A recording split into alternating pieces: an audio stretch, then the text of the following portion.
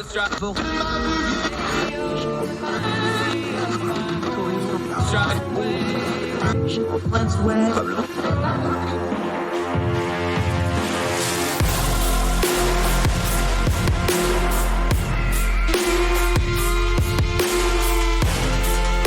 host, Andrew Donaldson. This is Heard Tell. Welcome back to Heard Tell. Been a while. We'll talk about why that is in just a little bit. I'm Andrew Donaldson. Thank you so much for giving us the most precious thing you have, your time, as we continue to do what we always do. Turn down the noise of the news cycle, talk about some things that really matter, get to the information you need, not all that caterwauling on the internet or on those Facebook posts that people can't stand. None of that mess. Just talk about what's really going on. We'll update why we haven't been doing these shows a little bit later on. Let's start with the GOP primary, though, because as we've been writing about, we haven't been talking about because we haven't done a show since December, there is no GOP primary for president. It's over. It's been over. It took 31 minutes for the Iowa caucuses to get called. That's about the fastest in a contested primary we can remember. Donald Trump won by the largest margin in a contested primary, even though he's not a non-incumbent because he's been president before, but you get the idea. He destroyed the field. Second place was in I Can't See You From Here, second place. Nikki Haley was even further back in third. And then the arguments started. Let's just back up for a minute. We have been telling you for a while. This isn't just me saying this. You can look at my Twitter feed. You can look at my writing. A lot of people, anybody that paid a lick of attention, Donald Trump was going to roll through these primaries. The indictments, all the talk, everything that's been going on, all the scandals, all the madness, all the hype about other candidates, all that died a frigid death in a very cold Iowa back on last Monday night. No, there wasn't any momentum by any other candidates. No, there was not going to be any mass exodus from Trump because of the issues we just discussed. No, Ron DeSantis was not going to replace Donald Trump as the next big thing. No, Nikki Haley didn't have any momentum. As I wrote about, sloshing is not surging. That was just a small group of GOP folks trying to find a better option. We've seen this movie before. There was 2 polls going into Iowa. And again, these were just folks in Iowa, but you're going to find this all through the GOP because, again, things don't happen in a vacuum. They happen in a sequence. We know why things happen the way they do. The 2 questions that give away the entire game of this primary and all the horse race stuff and all the, well, if you win New Hampshire or you get close, or the 3-2-1 strategy where you're going to be in third and then second and first, which has never actually happened, by the way. The 2 questions that give away the entire game of this primary are thus. A vast majority, almost 70%, of Iowa caucus goers said they would vote for Donald Trump even if he's convicted of a crime on any of the multiple charges he's currently facing. The second question that gives away the game is that almost 70% of those same folks believe that the election in 2020 was stolen. These are not fixable problems in the typical political sense. You're not going to talk people out of these positions. You're not going to reason with them. You're not going to explain it to them. If they believe it now, if they believe that it's okay to vote for somebody that has criminal convictions, if it's okay to vote for Trump despite everything he's done, if it's okay to think that the election was stolen even though it clearly wasn't, it has been adjudicated that it wasn't, the more they say it is, the less true it is. You can't reason with that. You're not fixing that. And the Ron DeSantises and the Nikki Haleys were never going to convince those people by being 35-40% of Donald Trump, especially with Donald Trump in the race. Those folks that believe those 2 things, that the election was stolen and that Donald Trump should be elected no matter what, they don't want Trump Light or Trump 2.0 or Diet Trump or whatever else Trump alternatives that have been pitched to them. They have Donald Trump on the ballot, and they want Donald Trump. They want Donald Trump for a lot of reasons, but one of the biggest reasons is if they can get him reelected, then they were right all along and don't have to admit they were wrong. That's it. That's not a political position. That's not an ideological position. They like Ron DeSantis. They like Nikki Haley. They feel something with Trump. A lot of them love Trump. Trump is this emotional support avatar for whatever you think is wrong with the world to a lot of Trump voters. And they're never going to let it go. Now, they're starting to let it go in small numbers because that was only 70%. If you did this a couple of years ago, or if you would have done it pre-January 6th or maybe a little earlier, those numbers probably would have been 90% support. Now he's down around 70. Long term, there's an implication there. I don't think Donald Trump can win a general election because I don't think he's going to keep enough Republicans and independents, especially because Joe Biden's going to max out his turnout again. Here's a prediction, write it down. If we're wrong, we'll come back and say so. Just bookmark this. Joe Biden set a record for getting the most votes of any presidential candidate in history. He's going to break his own record in November.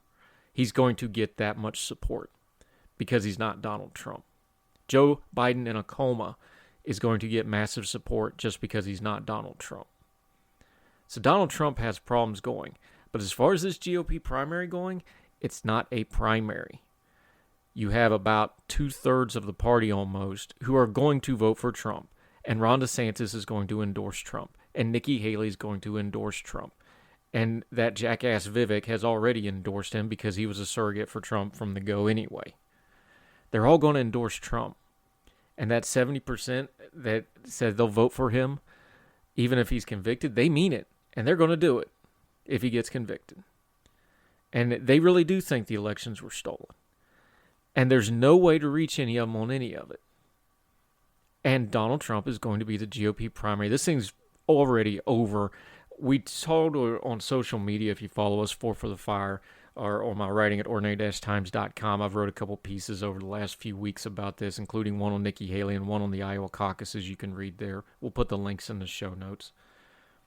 All those New Hampshire pollings, there was an outlier poll that showed it virtually tied. It's like none of that matters until after Iowa because Nikki Haley got stomped so hard in Iowa, you got to wait for that to catch up. Well, now we got it. It's back to about 13 to 15 points, depending on which poll you want to believe. Suffolk poll has her back down to 36%, with Donald Trump back over 50%. He's going to win New Hampshire, folks, probably by double digits, comfortable double digits. Then they're going to go to South Carolina, Nikki Haley's home state, and she's going to lose by at least 30 points. This primary, it's not fair to say it's over. It was never a primary to start with. It was a primary in name only. Nobody had a chance of beating Donald Trump in this primary, especially this slate of candidates in Ron DeSantis and Nikki Haley, who every time Donald Trump got indicted, they had to turn around and say, oh, how horribly he's been treated. There's no oxygen in the room. He sucks it all up because they're not allowed to say anything really bad about Donald Trump. And they're both going to endorse him probably somewhere around the middle of March, if not sooner, because this puppy's over. Donald Trump's going to roll it up. And then we're going to talk about his trials and tribulations. The Biden campaign's going to drop $1 billion of advertising on his head. And he's going to keep bleeding support with the few Republicans left in the party. And there's not very many of them because most of them have already left. And especially independents and moderates who aren't going to vote for him. I don't think he can win. Now, can he win? Of course he can win. He's on the ballot. Weird things can happen. A lot of strange stuff can happen. Nobody saw COVID happen. Nobody saw 9/11 happen. Nobody saw the recession that affected the 2008 election happen. Weird stuff can happen. So, of course, it's in the realm of possibility. But the numbers don't lie. One of those other things that die to death is like, no, the polls aren't mostly wrong. They're usually pretty close, especially this day and age. They've got it down to a science.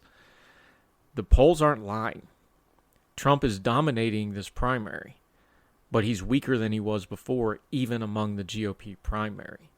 And he's going to be a very wounded candidate in this general election, even against a candidate in Joe Biden who has the advantages of incumbency, but against any other candidate would probably be at a disadvantage because of his age, because there's things that folks just don't like about his policies. He hasn't been spectacular. There's things they don't like the Afghanistan pullout. The economy's been a little uneven. Inflation has really hurt him.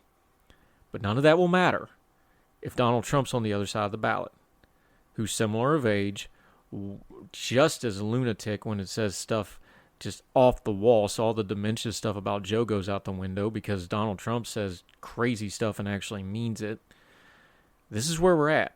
There's been this whole theme for a while now of nobody wants a rematch. Well, one of our core principles is actions, not words, right? nobody did anything to prevent the rematch. So folks on social media can say till they're blue in the face, nobody wanted a rematch. But their actions absolutely said everybody wants a rematch. The other thing we can take from this is how weak the benches are right now, Democratic and Republican. We haven't talked about this a lot yet because we're going to kind of wait until Trump starts passing off the scene. But here's the thing about Donald Trump. He absolutely destroyed the national candidates for the Republican Party. Looking at Ron DeSantis and Nikki Haley, we can't project too far into the future what might occur to them, although I can guess. Go back to 2016. Look at the people that ran against Donald Trump in 2016. Is any single one of them have a higher profile or more respected now having done so? Ted Cruz, who for all practical purposes was second in that race, he's pretty much a laughingstock. Donald Trump ripped out Ted Cruz's political soul and then wore it as a hat, and then has spent the last few years making sure Ted Cruz compliments in public how wonderful Donald Trump's new hat is. Marco Rubio, remember, he was a rising star. Trump's sycophant now. Can't say anything bad about Trump. I mean, he'll be reelected in the Senate in Florida probably as long as he wants to run, but, diminished. And you can go on down the list of everybody else that ran in that campaign. I suspect the same is going to be true with Donald Trump this time.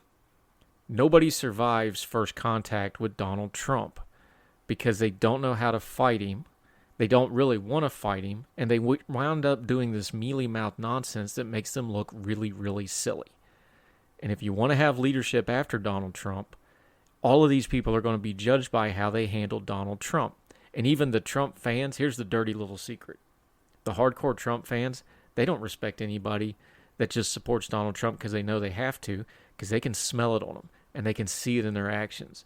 The people like Ron DeSantis and Nikki Haley, the doublespeak, the trying to massage it of, I'm attacking Trump, but not really, please still vote for me. Hardcore Trumpers are never going to respect that. And those Trump voters are going to survive long after Trump's passed off the scene in this party.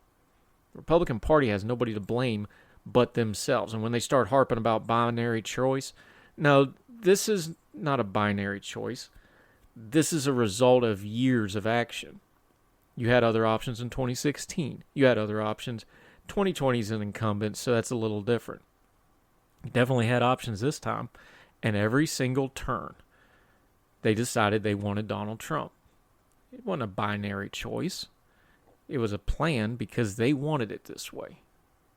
So here we are. Donald Trump is going to romp through this primary. It's going to be over very, very quickly. And then it's going to be Trump v. Biden 2, the rematch. And I suspect the result will be pretty similar, if not a little better for Joe Biden, unless something really screwy happens. More Heard Tell right after this.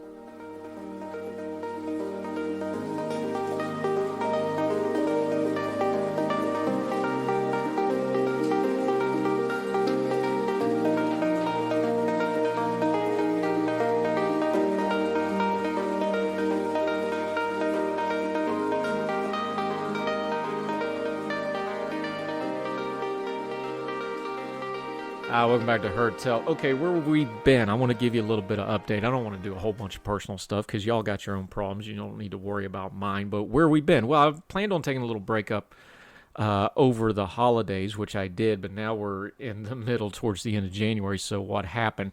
If you're not following me on social media, 4 for the Fire at Twitter, Heard Tell Show at Twitter. We're also going to be branching out to some other social media coming up. New Year's Day, I had this great plan, like a lot of people, like we're going to hit 2024 running. I had some things going on in my family life. Like, okay, that's going to resolve itself. We're going to hit the ground running in 2024. 2024 is going to be our year. Did all y'all say that? That lasted 12 hours. New Year's Day, right around noon, my father had a massive stroke. My college-age kid was fortunately with him, acted quickly, no doubt saved his life, probably saved a lot of his function and other things by quickly responding. My mom was there as well, but my dad takes care of my mom in a lot of ways. So my mom doesn't drive anymore, for example, things like this. So my college-age kid was there, reacted very quickly. I want to publicly thank the EMS folks. My father, they live rurally, our small little hometown in West Virginia, where my mom's family's been on that mountain for over 200 years. Our local EMS has always been excellent. My dad, from the moment he had his stroke till he was in the ER getting a TPA shot, was under 30 minutes. So my thanks to the EMS, Nicholas County EMS, Summersville Fire Department, J&Care Ambulance. You guys were fantastic.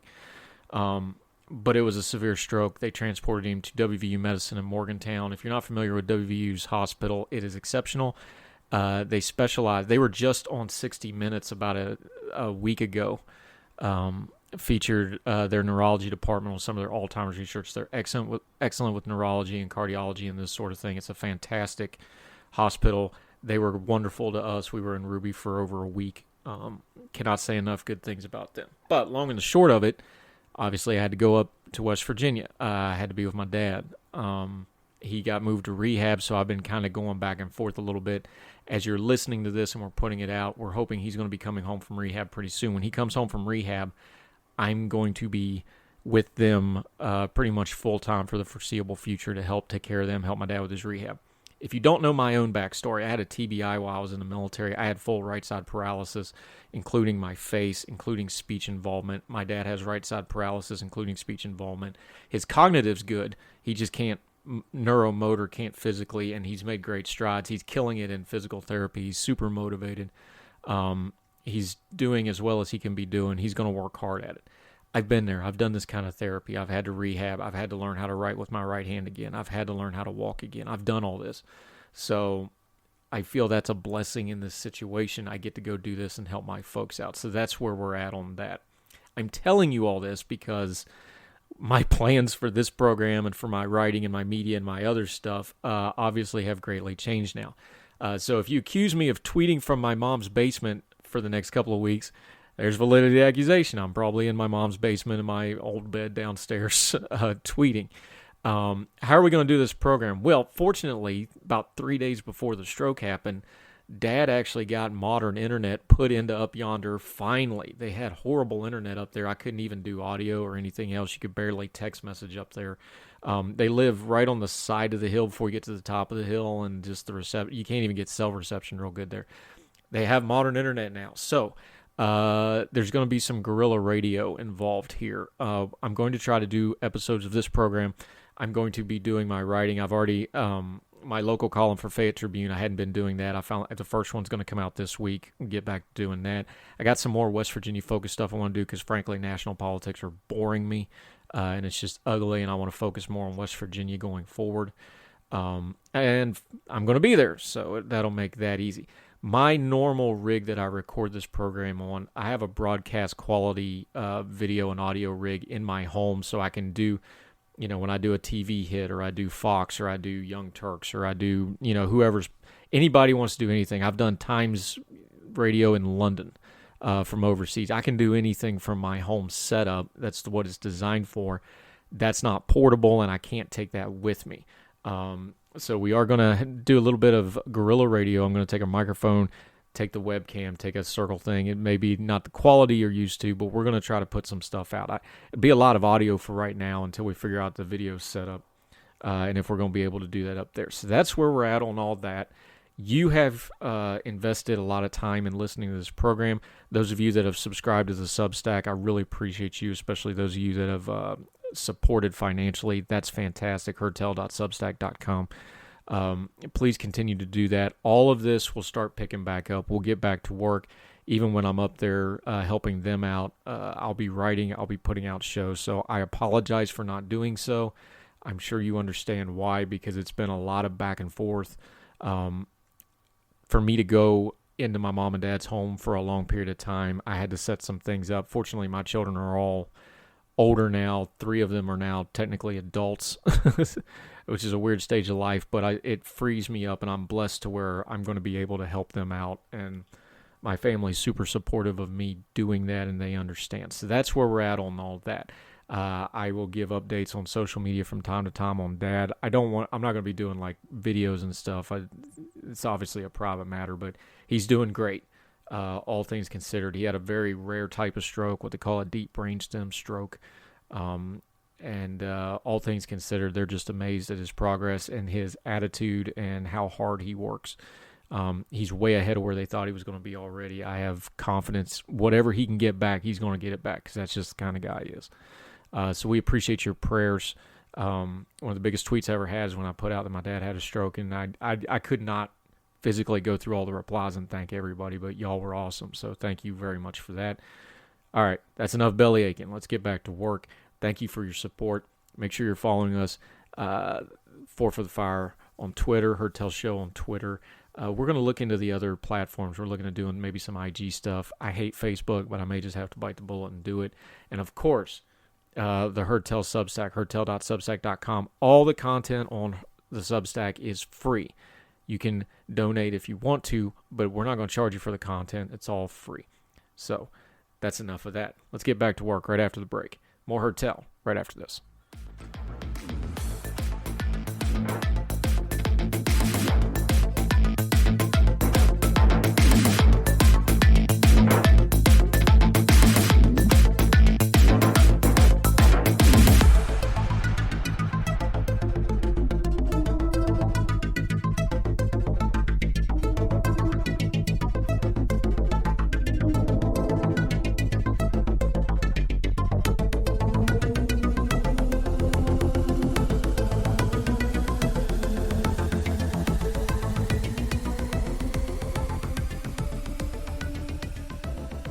Welcome back to Heard Tell. One thing we do is we always update stories when we can. We don't just do hit and runs on stuff. We've covered Uvalde a few different ways, a few different times since it happened, the horrific shooting. Look, it didn't pass the eye test and the smell test when we watched it. Anybody that watched that said, this isn't right, something's wrong with the law enforcement, why are they doing this, this ain't right. Now the Justice Department has issued its report on Thursday as I'm recording this, and it is scathing. We will link to it in the show notes. Quote, the most significant failure was that responding officers should have immediately recognized the incident as an active duty situation, using the resources and equipment that were sufficient to push forward immediately and continuously towards the threat until entry was made into the classrooms. That's the DOJ report. Let's pause for a second. The old way of doing things before Columbine massacre, and we all remember Columbine, where the two kids shot up Columbine, kind of the first of this modern trend of school shootings. The tactical plan before that was more of a hostage rescue type thing where you barricade it, you secure it, and then you wait to make contact. What law enforcement figured out was with the new wave of shooters, they don't care about that. You got to get in there and neutralize them because they're just going to keep killing people. So for the last 25, 30 years, however long it's been now, the standard operating procedures for an active shooter is the first responders push in and attack the shooter until the shooter is neutralized. We could use flowery language, but let's just be plain here. As soon as you got enough people to go at the shooter and kill them, you do so, because there's no other option, because he's going to keep killing people, he or she or they or whoever it might be. The shooter's going to keep shooting until you stop them. So as fast as possible, you can wait for a little bit of backup, but you got to go in there and engage them. This was also the Marjorie Stoneman Douglas school down in Florida, why that officer got so much flack for hiding. It's like, it doesn't matter. Your job's go in there and fight. That's what you're paid to do. Anyway, 19 school children and 2 teachers were killed here. How many of them could have been saved if the police had pushed a little harder? We've seen that heartbreaking video of the one officer being physically drugged out of the line and out of the school. And it turns out his wife was one of the teachers that was killed. He wanted to go in there and get him, and they held him back. That kind of stuff looked wrong, and now we have the full reporting that it was wrong. We're not going to go through this whole report. I read wide swaths of the initial reports on air on this program. You can go back and listen to that. It's really jarring stuff, but I thought it was important. There's a lot of good police. There's a lot of good law enforcement. The vast majority of law enforcement's good. Most of the law enforcement that responded to Uvalde were not bad law enforcement people. They had very bad leadership. They had very bad communication. We know from this report now There was a lot of things with this particular shooter where he fell through the cracks, should have been identified, should have been watched, should have been handled differently for years prior to this happening. There's a lot of blame to go around, and it's easy for us to sling the blame around. But when it comes blame time, the first place we need to put the blame is always on the leadership of the people involved. And it is crystal clear in Uvalde that all the other breakdowns, all the other procedural breakdowns, all the other communication breakdowns, and a lot of the blood that was spilled is on the hands of the leadership of the law enforcement that responded. There's just no other way to put that. Leadership matters. Accountability matters. And if you're going to do accountability, you always got to start with leadership. Law enforcement gets a lot of slack in this country, and justly so. They have a very hard job. They have a dangerous job. But some of the back the blue stuff forgets. The law enforcement is the armed enforcement wing of the government. And they have to be held accountable. They have the same problems any government agency does, whether it's on the local, state, or federal level. Sometimes you get bureaucrats in charges and in leadership positions where you don't need a bureaucrat being in charge. You get politically minded people in positions of leaderships. You get people that have floated through the system or have gotten promoted just for hanging around. That happens in every organization, public and private. But when it happens in law enforcement, and you get people in positions of authority that shouldn't really be there, and the bullets start flying, now you got a problem. And unfortunately, it's not just a rounding error at a business, or somebody loses a sales call, or somebody doesn't get a service provided. When it's law enforcement leadership that screws up, people die. People get hurt. Communities get irrevocably ripped in half.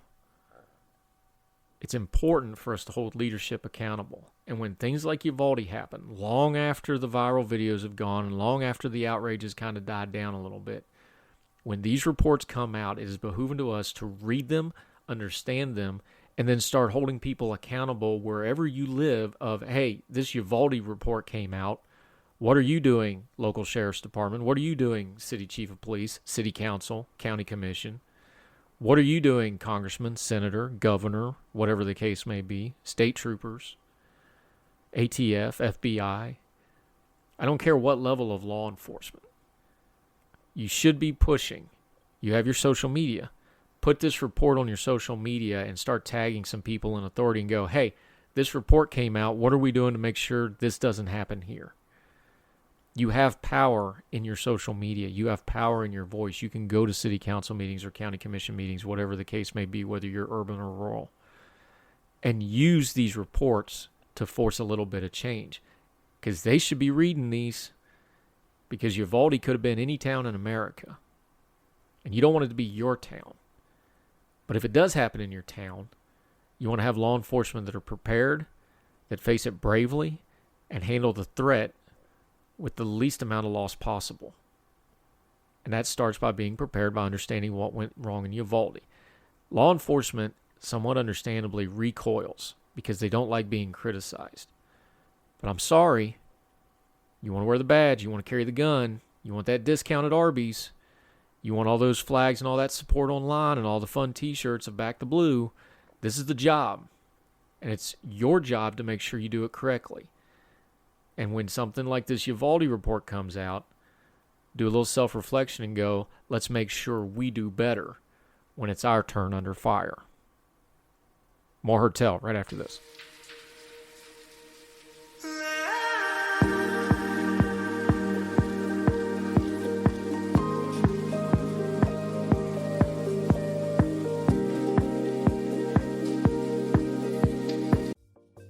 Folks, if you've listened to the Heard Tell program, you've heard our friend Gabriella Hoffman, but you need to make sure you're checking out her podcast, District of Conservation. It's a podcast exploring the nuances of true conservation efforts from D.C. and beyond. From topic discussions to exclusive interviews with conservation and energy newsmakers, Gabriella keeps listeners appraised of the latest news stories while elevating important voices. Listen to the District of Conservation on Apple Podcasts or wherever podcasts are played. Religion is at the intersection of our 21st century life, even if we don't express a faith. At a time when it seems that religion isn't as prevalent as it once was, it still leaves its mark everywhere. As a pastor, I know that religion isn't something I just do on a Sunday, but it's found in every nook and cranny of my life. Sexuality, politics, social media, the economy, war, nationalism, all have some kind of religious angle to them. And as a communicator, I want to find the stories that can help people understand this part of our society that is so important to so many.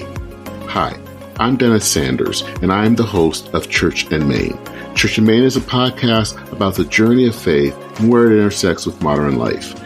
I look at faith with a journalist's eye, asking the who, where, what, why, and how religion affects some of the major issues of the day. Join me as we journey together. You can listen to Church and Main podcast at the website churchandmain.org or on your favorite podcast app. I look forward to seeing you.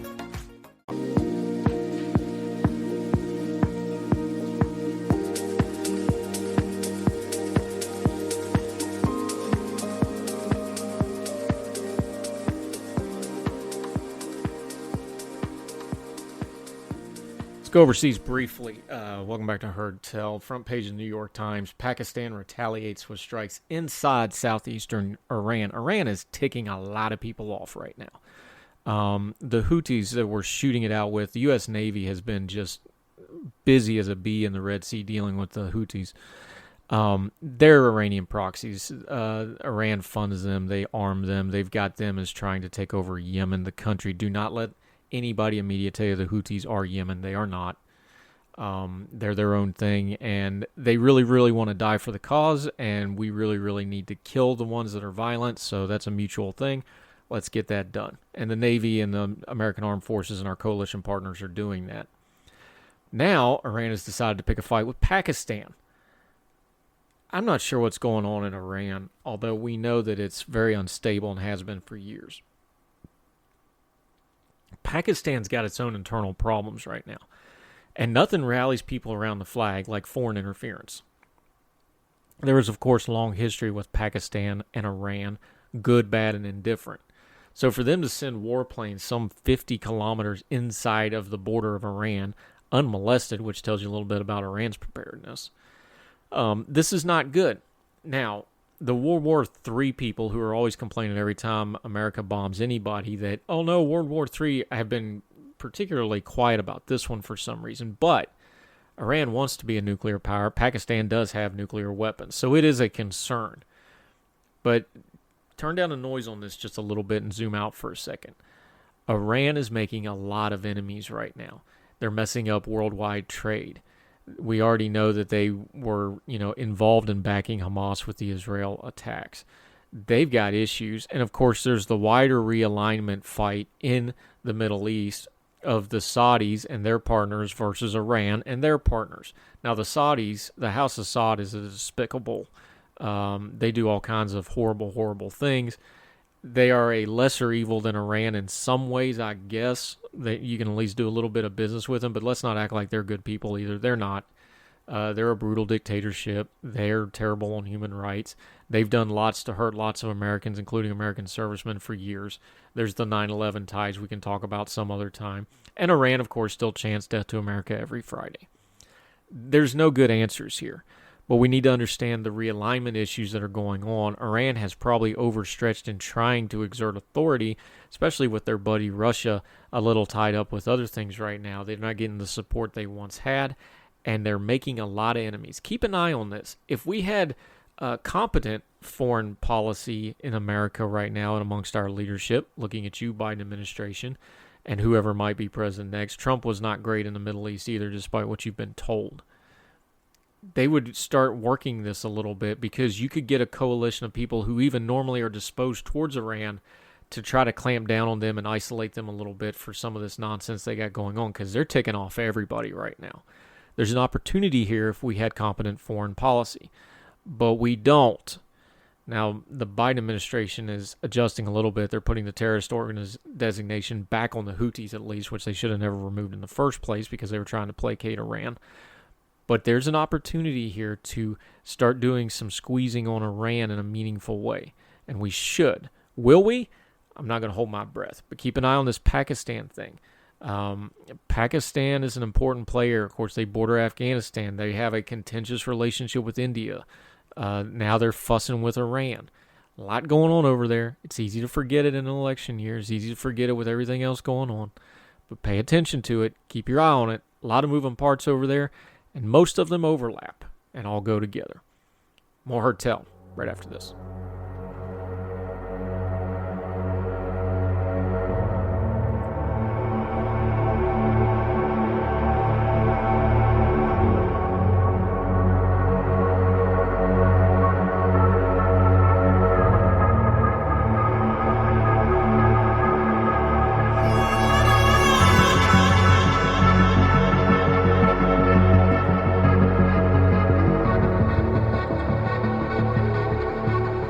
Welcome back to this abbreviated version of Heard Tell. We're going to get back to doing full programs soon, but we wanted to get a few thoughts down for you.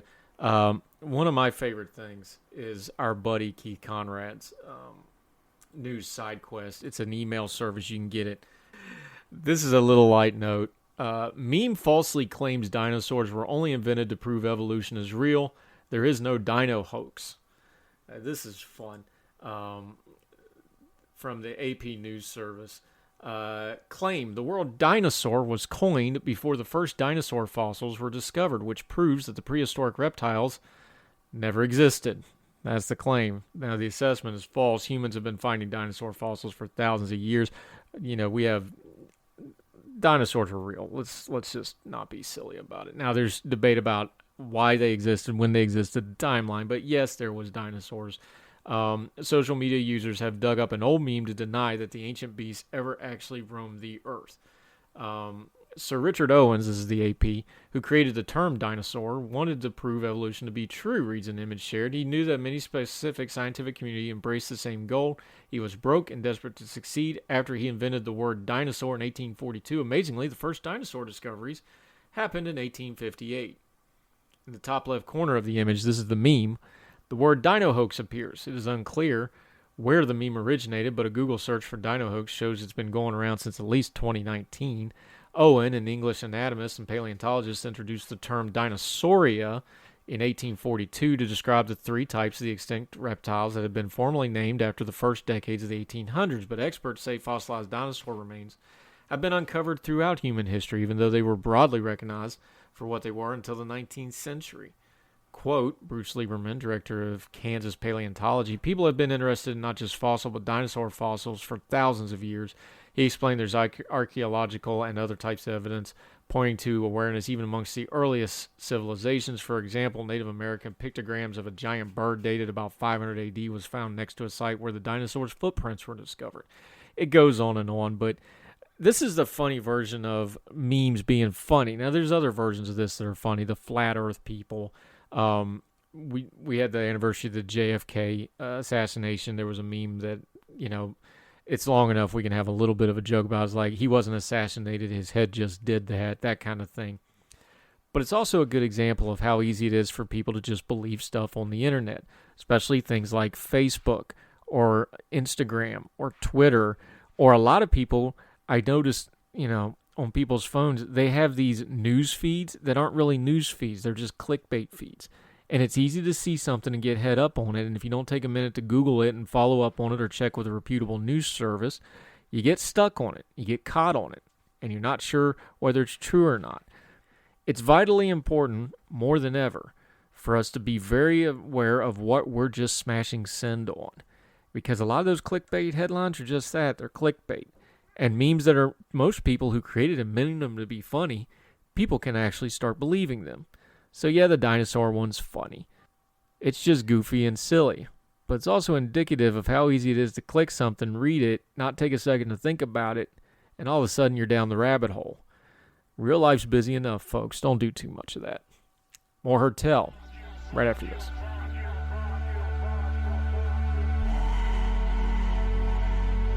Now let me see you go off like a bomb.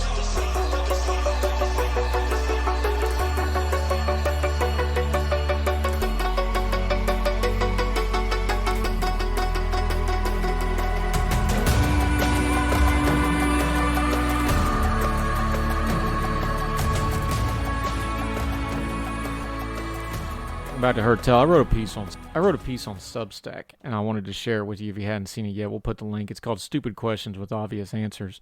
It's just a little self-reflection, but I wanted to share it as part of the program here.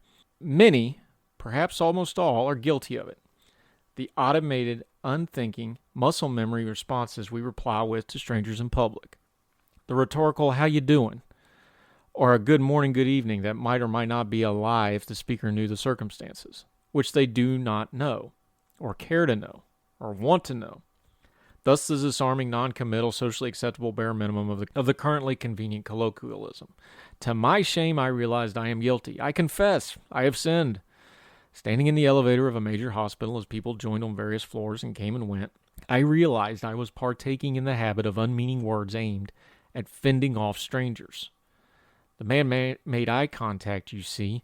You understand there was no choice at that point. I had to speak to him. How are you doing? Rolled out of my mouth without any assistance from my brain. And he, having no choice, now that the gabbing gauntlet had been thrown down, did what must be done and said, How you doing? He asked with, what was that in his eyes? Shame, confusion, desperate hope of something better, but not knowing what that might be. Now, I wasn't there when Paul was struck blind on the Damascus Road, or Archimedes' Eureka, or Apple whacking Newton, but right there I had myself a moment of realization. Integrity demanded, honor required, and my own strained and tired mind forced me to act and correct the situation. Thus I dropped the social facade and went with honesty for both our sakes. I looked him in the eye and said, That was a really stupid question for a hospital elevator, wasn't it? The dam of social awkwardness broke. Yeah, it is, he chuckled, right? Because if everything and every one of us was okay, none of us would be in a hospital elevator, would we? I extrapolated on a roll of analysis of truth, life, and all the mysteries of the universe. Yeah, man, he said, I don't know why I do that, but you're right. My newfound brother of the banter agreed. The ding came and the door opened, and it was his floor. You have a good one, or a better one, I should say, he said. And I mean that, he added with a smile as he exited. What an idea. Folks saying things that you get the small joy of knowing they mean it. Imagine hearing have a good morning or evening with the endorphin hit of knowing it was as earnest as an upper Midwest hot dish dinner invitation. Ponder, if you will, the societal implications of millions of people saying have a nice day or have a good one or have a good'n or even the hoity-toity good day, said and received with the cognitive confidence of complete candor. Meditate on the bright new world of meaningful meetings and gregarious gab. A pipe dream? Perhaps, but a better goal and cause that doesn't require legislation, social movements, trending attention, or federal grants and subsidies. Far more relatable than the utopian pointless warblings of that imagined song, and more attainable than the unicorn promises of infinite everything at no cost to you that the grifters are pushing. Just a little change in the most automatic and mindless of daily activities when interacting with a fellow human being for the briefest of moments. Doesn't require as much courage and effort as we fool ourselves into thinking. Perhaps a small change to raise the bar on what we consider socially acceptable conversation in public places. Incremental advances on respecting others and each other to give them one thought before speaking instead of mindless, unmeaning fodderall. Let us go, mean what we say to our fellow humans, and send no more.